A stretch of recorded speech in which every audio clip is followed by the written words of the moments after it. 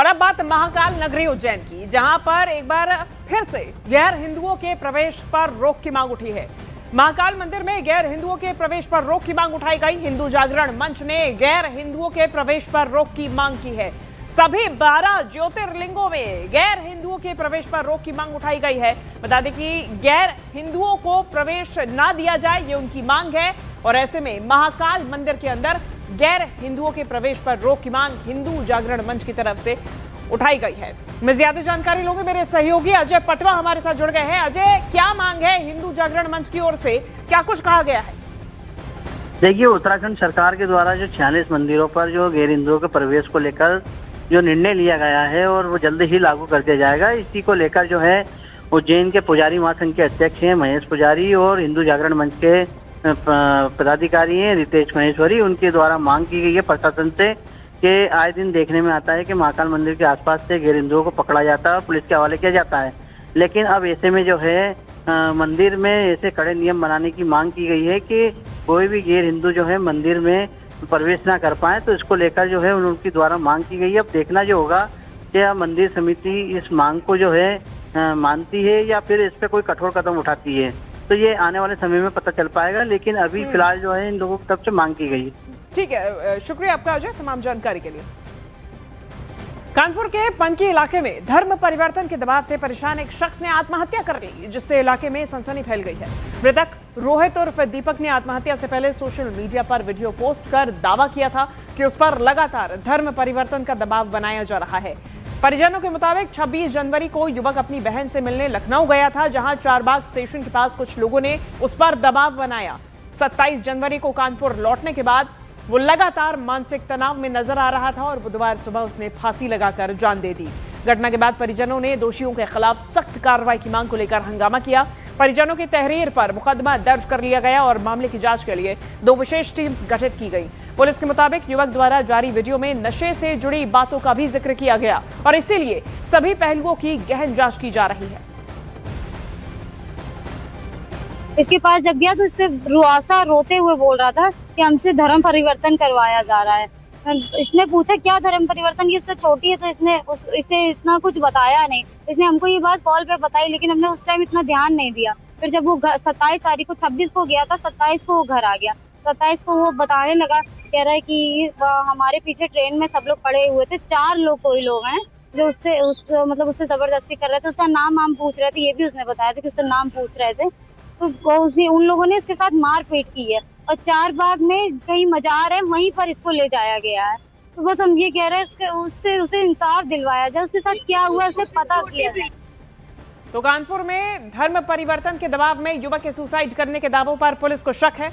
Police के मुताबिक इस मामले में नशे का एंगल भी सामने आ रहा है, जिसकी जांच पुलिस कर रही है। जो वीडियो सरफेस हुआ है उसमें जो उनकी बहन ने भी जो कुछ आरोप लगाए हैं, जिसमें ये कहता है कि गांजा बिक रहा है, गांजा जो है पूरे भारतवर्ष को बर्बाद कर देगा, गांजा जो है की वजह से धर्म परिवर्तन हो रहा है और मेरे पर दबाव दिया जा रहा था धर्म परिवर्तन कराने के लिए, जिसमें ये महिलाओं की इज्जत करने की बात करता है और ये कहता है कि नशे से दूर रहने के लिए भी कहता है। तो इसमें चूँकि जो मामला ये काफ़ी संवेदनशील है, जिसमें इनके द्वारा लगाया गया है आरोप है कि मेरे पर दबाव दिया जा रहा था और मारपीट भी की गई है, तो हमने इसमें अभियोग पंजीकृत कर दिया है। और अब बात पटना की, जहां पर नीट छात्रा का रेप और मर्डर मामले में एफएसएल की रिपोर्ट सामने आने के बाद मामले में नया मोड़ आ गया। एफएसएल रिपोर्ट में नीट छात्रा के अंडरगारमेंट्स में स्पर्म मिलने का खुलासा हुआ है, जिससे पुलिस की पहले की आत्महत्या वाली थ्योरी सवालों के घेरे में है। इस घटना के बाद पुलिस ने दावा किया था कि लड़की के द्वारा नींद की गोलियां ज्यादा खा ली गई और इसी से उस लड़की की मौत हो गई। पुलिस के द्वारा परिवार के आरोपों को भी नजरअंदाज कर दिया गया था, जबकि घर वालों का कहना था कि लड़की के शरीर पर चोट के निशान थे, कपड़े फटे हुए थे और कई जगह गंभीर चोटें थी। लेकिन इस बीच पीएमसीएच के एक डॉक्टर ने परिवार वालों को बताया कि पोस्टमार्टम में लड़की के साथ दरिंदगी के संकेत मिले हैं। फिर पोस्टमार्टम की शुरुआती रिपोर्ट आई, जिसमें भी रेप की घटना को रूल आउट नहीं किया गया। अब ऐसे में इसी के बाद मामले ने तूल पकड़ा और अब फॉरेंसिक रिपोर्ट में लड़की के अंडरगारमेंट्स पर स्पर्म मिलने की पुष्टि होने के बाद पटना पुलिस की जांच सवालों के घेरे में आ गई है।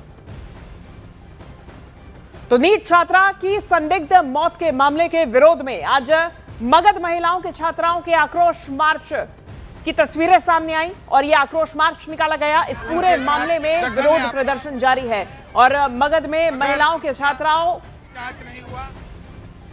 के द्वारा आक्रोश मार्च निकाला गया।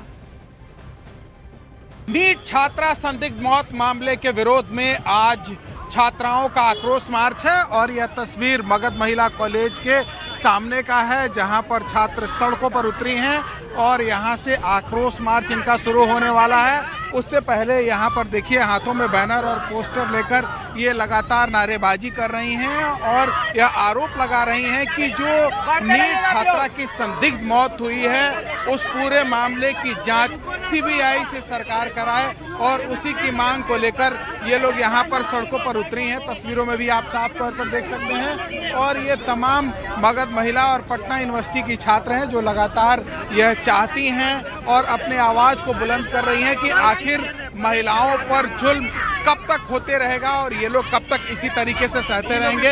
हाथों में बैनर पोस्टर है और लिखा हुआ है बेटी बचाओ और न्याय मार्च को लेकर ये लोग मार्च निकाली हुई है, सड़कों पर उतरी हैं और ये कह रही हैं कि न्याय मिलनी चाहिए और इसी न्याय की मांग को लेकर ये लोग यहाँ पर लगातार विरोध प्रदर्शन कर रही हैं। तो वहीं आनंदपुर अग्निकांड पर सुवेंदु का ममता सरकार पर तीखा हमला देखा गया। सुवेंदु अधिकारी के ममता बनर्जी सरकार पर गंभीर आरोप देखे गए हैं। सुवेंदु अधिकारी ने कहा कि सरकार भ्रष्टाचार और अमानवीय काम कर रही है। सुवेंदु अधिकारी ने कहा कि ममता बनर्जी सरकार पूरी तरह भ्रष्टाचारी सरकार है। हादसे में हिंदुओं की मौत हुई, खास समुदाय के लोगों की नहीं। खास समुदाय के लोग ममता बनर्जी का वोट बैंक है, ये दावा सुवेंदु अधिकारी की तरफ से किया गया है। ये जानकारी सामने आ रही है। पूरा मामला आनंदपुर अग्निकांड से जुड़ा हुआ है, जहां लगातार मौतों का आंकड़ा बढ़ता जा रहा है। चिल में 2000 बीजेपी कार्यकर्ता है, लेकिन पूरा सड़क में जितना भी लोकल जनता है सब उमड़ पड़ी। इसलिए ये लोग ये सरकार का जो गंदा काम ये कर रहा है, भ्रष्टाचार और इनह्यूमन काम कर रहा है, इसका खिलाफ जनता का आवाज बीजेपी उठा रहा है। हम लोग हाईकोर्ट जाकर जुलूस किया। आज का जुलूस में जितना आम जनता का पार्टिसिपेंट है, इसलिए वो लोग रुका था। उसका पास जानकारी था कि बीजेपी जब आएगा, जब बीजेपी का सब सैनिक सड़क पर उतार जाएगा, तब जनता उसका साथ जुड़ जाएगा।